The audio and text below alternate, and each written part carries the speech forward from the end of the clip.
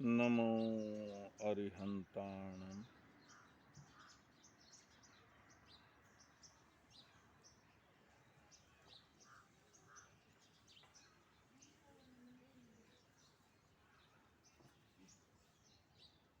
श्रेणिक चरित्र के माध्यम से हमने जीवन के अनेक पहलुओं को समझने की कोशिश की।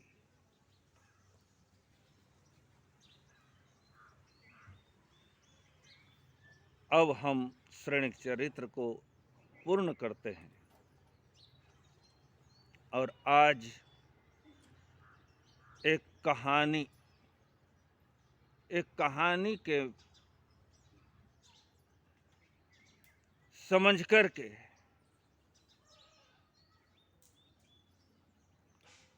कहानी है, लेकिन समझेंगे तो बड़ा सार समझ में आएगा।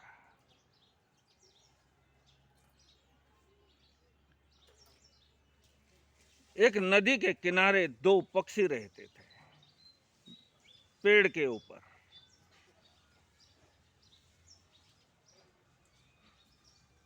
हंस और हंसिनी,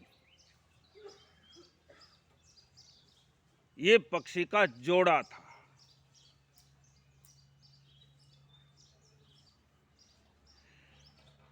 दोनों ने एक बार विचार किया कि बहुत दिन हो गए, चलो कहीं दूर घूम करके आते हैं।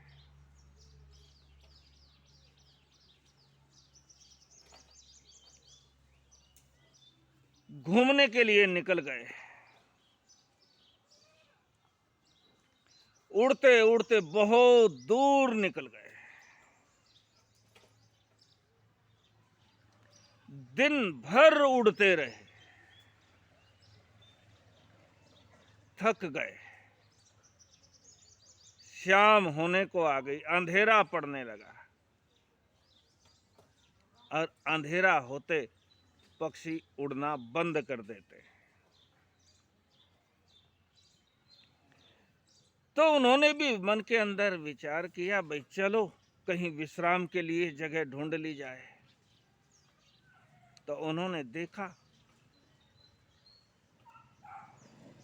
एक बगीचा है, लेकिन वो बगीचा उजड़ा हुआ, पूरे बगीचे की उजाड़ हो गई।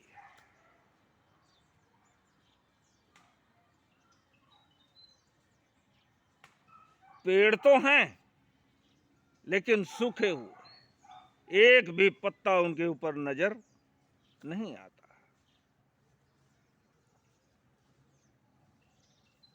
अब उन्हें तो रात्रि विश्राम करना था। एक सूखे हुए पर ही सही एक पेड़ के ऊपर उन्होंने अपना डेरा जमा लिया।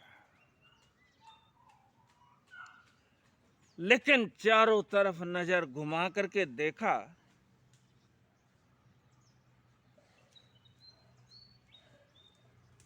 तो वहां पर बहुत सारे उल्लू बैठे हुए थे। बगीचा पूरा उजड़ा हुआ था और हर डाल के ऊपर उल्लू बैठे हुए थे, बहुत सारे उल्लू। अब हंस और हंसिनी ने सोचा, भाई हमें क्या करना है, एक रात्रि रुकेंगे, अपने वापस चले जाएंगे। रुक गए।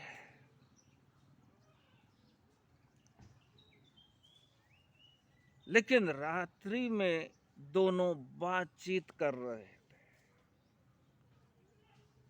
बातचीत करते करते हंसिनी ने पूछा, हंस देखो इतना बड़ा बगीचा है, इतने बड़े बड़े पेड़ भी हैं, लेकिन सूख गए। ये सारे के सारे पेड़ ही ऐसे सूख गए, इसका क्या कारण हो सकता है?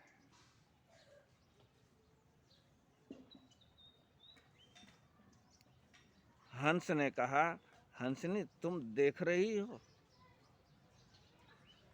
तुम देख रही हो अपने चारों ओर, जिस डाल के ऊपर देखो उसी डाल पर उल्लू ही उल्लू बैठे हुए।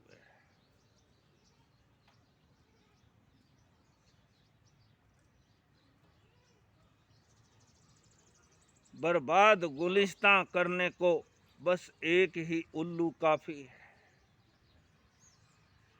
बर्बाद गुलिस्तां करने को बस एक ही उल्लू काफी है। हर साख पे उल्लू बैठा है, अंजामे गुलिस्तां क्या होगा। यहाँ तो हर डाल के ऊपर उल्लू ही उल्लू बैठे हुए हैं। इस बगीचे को उजड़ने से भला कौन रोक पाएगा। इन उल्लुओं के कारण से ये बगीचा उजड़ गया। अब दोनों बैठे हुए ये बातचीत कर रहे थे। बातें करते करते ये बातें सुनी उल्लुओं ने।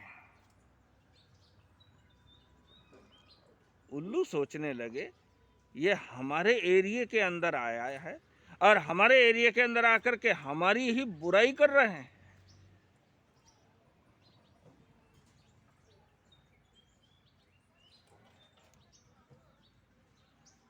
सुबह हो गई। हंस और हंसनी उड़ने के लिए तैयारी, लेकिन उल्लुओं ने आकर के घेर लिया उनको। कहाँ जाते हो? हमारी पत्नी को लेकर के कहाँ जा रहे हो? हंस ने कहा, तुम्हारी पत्नी? अरे ये हंसनी है, तुम उल्लू हो, ये तुम्हारी पत्नी कैसे हो सकती है?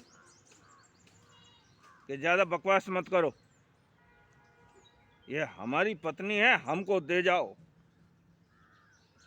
फिर जहां जाना है जाओ। हंस ने कहा, मैं अपनी पत्नी को छोड़ करके ऐसे कैसे जा सकता हूं? वाद विवाद बढ़ने लगा। गांव के सरपंच बुलाए गए। आजकल तो छोटा मोटा विवाद भी हो जाए तो सीधे कोर्ट कचहरी चले जाते हैं, और उस कोर्ट कचहरी में कहीं कहीं पीढ़ियां गुजर जाती है, उनका निर्णय नहीं हो पाता। लेकिन पुराना समय था कि गांव के अगर कोई ऐसे विवाद हो गए तो गांव के सरपंच, जो मुखिया लोग होते थे, सम्माननीय लोग होते थे, उनके पास जाते थे और वो निपटारा कर देते थे। तो गांव के सरपंच आए। उल्लुओं ने कहा कि देखो साहब, यह हमारे एरिया में आकर के रुका और हमारी ही पत्नी को भगा करके ले जा रहा है।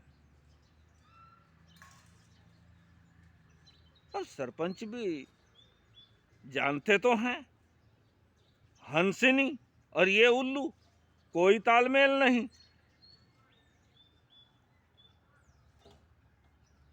लेकिन आपस में विचार करने लगे, इन उल्लुओं के कारण से हमारा सारा एरिया उजाड़ हो गया है। क्या अच्छा हो अगर ये हंसिनी यहाँ पर रह जाएगी और इनके द्वारा जो परिवार बढ़ेगा वो चारों तरफ हंस ही हंस हो जाएंगे और ये उल्लू खत्म हो जाएंगे, हमारे एरिया का सुधार हो जाएगा। इसलिए उन्होंने कहा कि भाई देखो, हम इतने वर्षों से यहाँ रहते हैं, यहीं पर हम जन्मे हैं, यहीं पर हम बड़े हुए हैं, हम देख रहे हैं, हमेशा से देख रहे हैं। निर्णय देने लगे, हम हमेशा से देखते आ रहे हैं, ये हंसनी इन उल्लुओं की पत्नी है।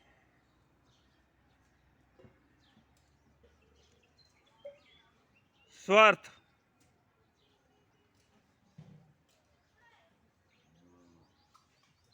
अब हंस सोचने लगा,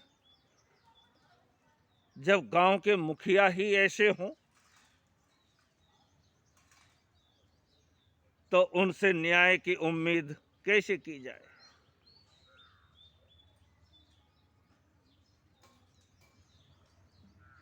बहुत कोशिश की, अरे भाई समझो तो सही, हंसनी और उल्लू।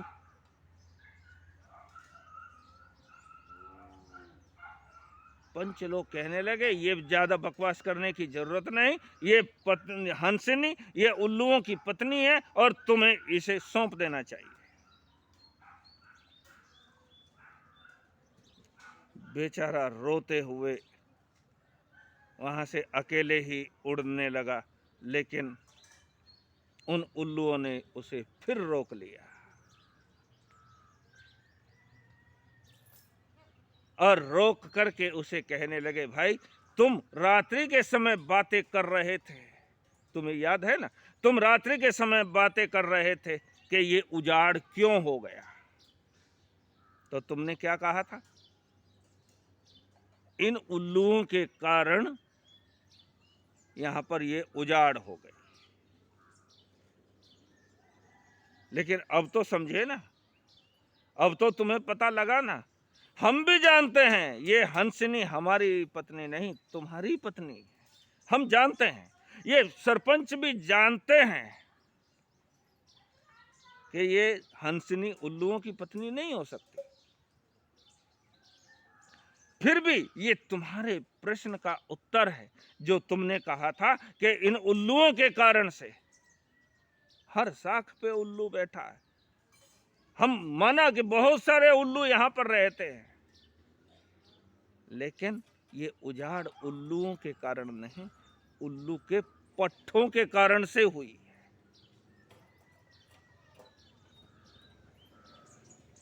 जिस समाज में, जिस नगर में, जिस राष्ट्र में ऐसे उल्लू के पट्टे रहते हैं, वहां पर उजाड़ के सिवाय दूसरा कुछ भी हासिल होता नहीं है। भाई तुम ये अपनी हंसनी, तुम अपनी ये पत्नी लो और यहां से, लेकिन कभी आज से ये प्रण करो कि कभी इस तरह की बातें नहीं करोगे।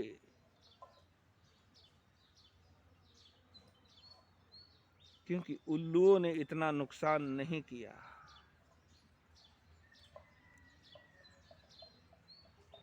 समाज का, राष्ट्र का उल्लुओं के कारण से अहित नहीं हुआ, इन उल्लू के पट्टों ने सत्यानाश किया है। उल्लू से नहीं, उल्लू के पट्टों से बचने की जरूरत है, तो फिर कोई उजाड़ नहीं होती। ओम शांति।